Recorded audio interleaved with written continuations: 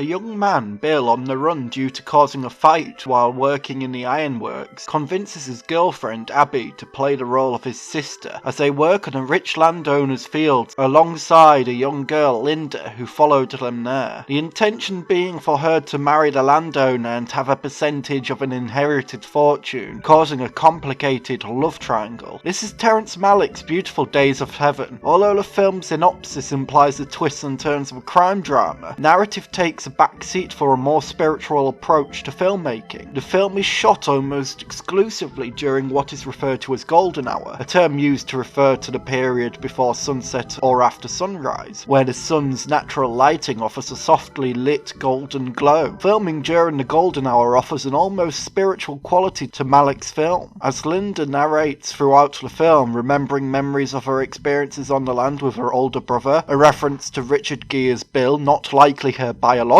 older brother, but still serves the role of a brotherly figure. This added element of the narrator contributes to the film's nostalgic mystical tone. The film bursts with distinctive imagery influenced by an anthropological observance and Terrence Malick's poignant sense for theological imagery. The camera documents moments that may not necessarily contribute to the film's narrative, but serves as digressions that contribute to the film's sense of world building. For example, a scene of a field worker taking a break by dancing, a moment of fascinating behaviour that illustrates how an honest working class citizen wishes to unwind by burning off excess energy. A sequence of Days of Heaven's most theological imagery, a swarm of locusts infesting the farmhouse, feasting upon the crops, leads to large-scale chaos where workers attempt to control the infestation by use of smoke and fire to burn damaged crops, killing the masses of locusts. These images are memorable, serving also as a biblical reference. In the Book of Exodus, locusts were one of the plagues that swarmed Egypt when the Pharaoh refused to free enslaved Israelites. In Days of Heaven, recontextualizing this biblical tale can suggest a similar message. Is Terrence Malick's implication of God causing a swarm of locusts due to the landowner's excessive hiring of a dispensable workforce? The dispensability of the workforce in the film, not just Linda, Abby and Bill, is illustrated when Linda narrates, claiming they don't need you, they can always get someone else. She's referring to the landowner with no personal connection to their workers and having the means in which they can push the workers through long shifts of back-breaking physical labour. There is no emotional weight remaining if the landowner wishes to be rid of each and every worker. If the workers do not keep their heads down and continue with the work, they can easily be replaced, meaning their struggle to find work once again continues. It is an exploitative practice with how little they are likely paid.